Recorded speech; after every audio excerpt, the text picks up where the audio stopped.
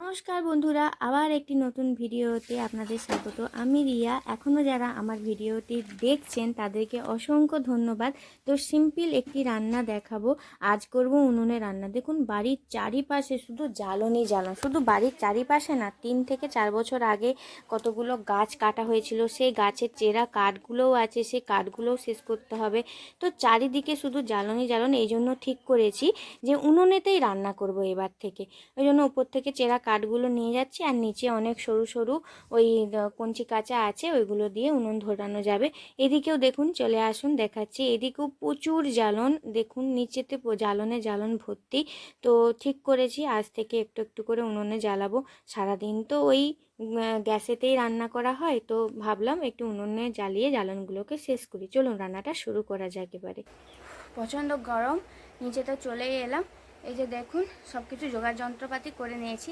আজকে কিন্তু একটা নতুন জিনিস আপনাদেরকে দেখানোর আছে। দেখুন, আমি করেছিলাম এখানে ইটের চুলো, ঠিক আছে। ইটের চুলোটা মোটামুটি এত দূর করতে পেরেছি। তারপরে এই উপরের পোর্শনটা কী করে করব বুঝতেই পারছিলাম না। তারপরে ওই পাড়ার একটা পিসিমণি এসে, যে সে আমার সিমেন্টের উনুনটা করেছিল না, ওই আমাকে আবার বুদ্ধি দিল যে এরকম মাটির করে না। তো সিমেন্টও শেষ হয়ে গিয়েছিল তখন। তো এইভাবে দু পাখার মতন উনান করে নিয়েছি। একটাই ভাত হয়ে যাবে, ওই গ্যাস টাইপের। তো মোটামুটি সবই জোগাড় করা হয়ে গেছে। সিম্পল একদম রান্না করব। সব কিছু সবজি নিয়ে নিয়েছি গরমের। একটু বড়ি দিয়ে ঝোল করব, বেশি কিছু করব না। এই একটু মানে আজকে ভিডিওটা করার এতটা ইচ্ছেই ছিল না, যা গরম। কিন্তু ভাবলাম একটা ব্লগ দিই আপনাদেরকে। তো চলুন, আজকের ব্লগটা কেমন লাগছে অবশ্যই কিন্তু জানাতে ভুলবেন না। তো রান্নাটা শুরু করা যাক। এখানে নিয়ে নিয়েছি এই যে বাড়িরই তৈরি করা বড়ি। তোমার দিদা এখানে তৈরি করে দিয়েছে বড়িটা। আর এখানে সব রকম সবজি নিয়েছি। এই যে কাঁচকলা, ঝিঙ্গে, পটল, বেগুন, আলু, সব রকম পাঁচমিশালি সবজি দিয়ে রান্নাটা করব। চলুন এবারে তাহলে রান্নাটা করে নেওয়া যাক। তো এখানটায় আমি খুব ভালো করে উনুনটাকে ধরিয়ে নেব। এই জন্য সরু সরু কঞ্চি কাঁচা প্রথমে উনুনে ঢুকিয়ে দিয়েছি। তারপরে এই যে চিকের দ্বারা কি করব, উনুনটা ধরিয়ে দেব। এরকম চিক দিয়ে উনুন ধরালে না খুব সুন্দর জ্বলে। আর চিকটা কতটা পরিমাণে জ্বলে সেটা সকলেই জানেন। আর অনেক দিন ধরে তালপাতা কুড়োনো হয়নি, ওই জন্য নাহলে তালপাতা দিয়ে ধরিয়ে নিতাম। আর আমাদের খড়কুটো নেই, সবই তো ভাগে জমি জায়গা আছে, তো ওখান দিয়ে সব ধান সিদ্ধ যারা করে তাদেরকে দিয়ে দেওয়া হয়। তো এই চিকের দ্বারাই এই জন্য ধরিয়ে নিচ্ছি। মোটামুটি ধরানো হয়ে গেছে। আপনারা কি উনুনে কখনো রান্না করেছেন? যারা আমার ভিডিওটা দেখছেন তারা কিন্তু অবশ্যই কমেন্ট করবেন। এরকম উনুনে কি আপনারা রান্নাটা করেছেন? এখানে উনুনটা দেখুন খুব ভালো করে এবারে ধরে যাচ্ছে। এই যে জ্বালন কুটো সব দিয়ে দিয়েছি। আর এই যে এখানটায় যাতে অর্ধেক কালি হয়, এরপর পর্যন্ত না আসে, তার জন্য এই ব্যবস্থা করা। ওই গ্যাস টাইপের একটু, কিন্তু উনুন তো কালি তো হবেই। আর এইদিকে ভাতের হাঁড়িতে ভাতটাও বসিয়ে দিয়েছি। দুদিকে দুটো রান্না হয়ে যাবে, বেশি কিছু আজকে করব না। এখানে কড়াটা মোটামুটি গরম হয়ে গেছে। আজকে ভাবলাম প্রথমে দুপাখা উনানটা ধরাচ্ছি, আপনাদের সঙ্গেও শেয়ার করি, তাই জন্য এটা করলাম। সামান্য এই রান্নাটা সকলেই করতে জানে, ওই ব্লগ টাইপের একটু বানিয়েছি। কড়াইতে দিয়ে দিলাম ওই 1 থেকে 1.5 চামচের মতন তেল। কড়াটা একটু গরম হতে থাক, দেখা যাক কতটা ভালো জলে উনুনটা। কড়াতে প্রথমে বড়িটাকে ভেজে নিচ্ছি। যা গরম, রান্না বান্না করতে একদম ভালোই লাগছে না। এখানে হয়তো আপনারা দেখতে পাচ্ছেন যে উনুনটা ফেটে গেছে, কিন্তু এটা প্রথম আজকে ধরিয়েছিলাম তো ওই জন্য আর লাতা দেয়নি। এবারে উনুনটা ধরানোর পর যতটা ফাটার ফেটে যাবে, তারপরে ভালোভাবে আবার চারিদিকটা মাটি দিয়ে লাতা দিয়ে দেবো। এই জন্য উনুনটায় প্রথমে লাতাটা দিইনি। তো কথা বলতে বলতে মোটামুটি আমার বড়িটা ভাজা কমপ্লিট। বড়িটাকে তুলে নিচ্ছি।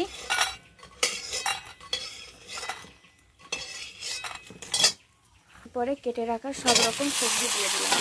সবজির মধ্যে ওটা বলেছিলাম যে কাঁচকলা, তারপরে আলু, বেগুন, ঝিঙ্গে, পটল, সব রকম সবজি নিয়েছি। একটু নুন দিয়ে দিলাম। আজকে 2 সম্বুরায় এটাকে বাগড়ে নেব, ওই জন্য প্রথমে ভালো করে সবজিটাকে ভেজে জল দিয়ে সিদ্ধ হতে দেবো।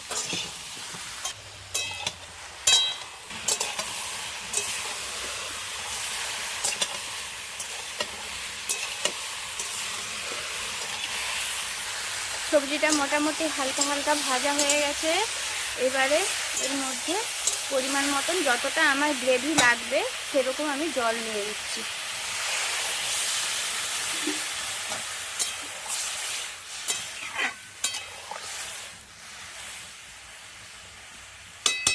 এবার এটা ঢাকা হতে দেবো।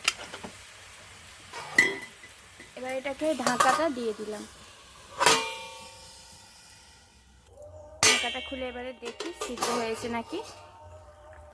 কাঁচকলাতে এমনিতেই এক ভাপে সিদ্ধ হয়ে যায়, সবই নরম সবজি আছে, মোটামুটি সিদ্ধ হয়েছে। আর একবার যখন একটা সম্বুরা দেবো তখন ঠিক হয়ে যাবে।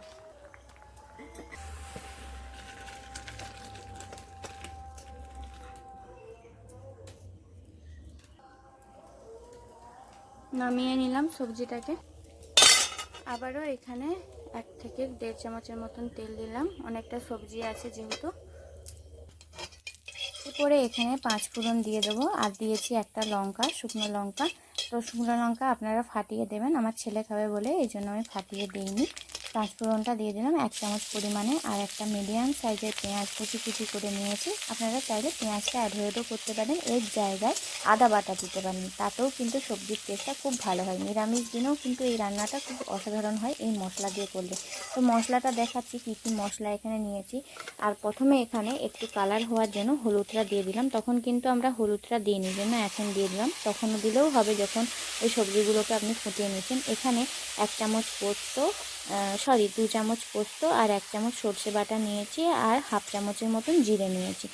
চেষ্টা করবেন এই গরমে জিরে বাটার ঝোলটা খেতে খুব সুন্দর লাগে। আর হলুদের পরিমাণটা একটু কম লাগছিল বলে আবার ওই হাফ চামচের মতন দিয়ে দিয়েছি। এবার জল দিয়ে যেমন আস্তে আস্তে কষানো হয়, তো ভালোভাবে মশলাটাকে কষিয়ে নেব। কষিয়ে নেওয়ার পরে আর ওই সিদ্ধ করা সবজিগুলো সব দিয়ে দেবো, খুব সুন্দর লাগে।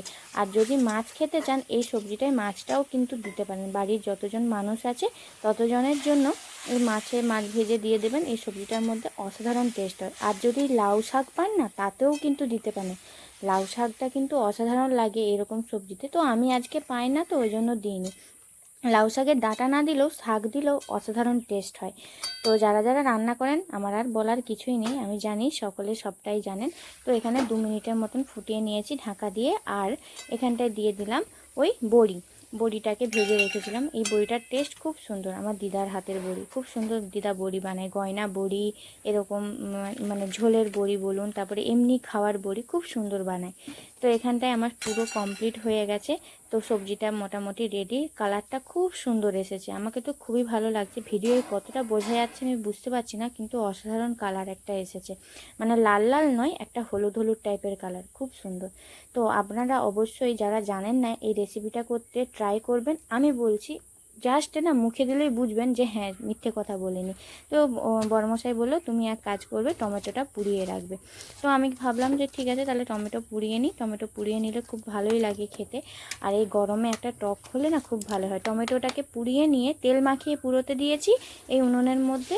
এবার কি করব, ওই টমেটোটার মধ্যে পেঁয়াজ আর কাঁচা লঙ্কা মেখে ভালো করে টমেটোটাকে মেখে নেব, তার মধ্যে এবার কাঁচা সরষের তেল, ব্যাস আর কিছু লাগবে না। আর স্নান ধান করে নিয়েছি, খাওয়া দাওয়াও কমপ্লিট।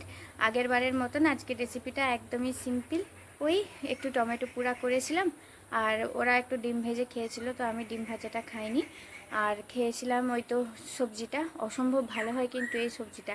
আর আপনারা যদি নিরামিষ দিনে বানান তাহলে পেঁয়াজটা অ্যাভয়েড করতে পারেন, অসাধারণ টেস্ট লাগে। পেঁয়াজের বদলে আদা বাটাও দিতে পারেন, খুব সুন্দর টেস্ট হয় এইভাবে রেসিপিটা করলে। আর যারা বানান তারা তো জানেন যে কত সুন্দর ভালো লাগে।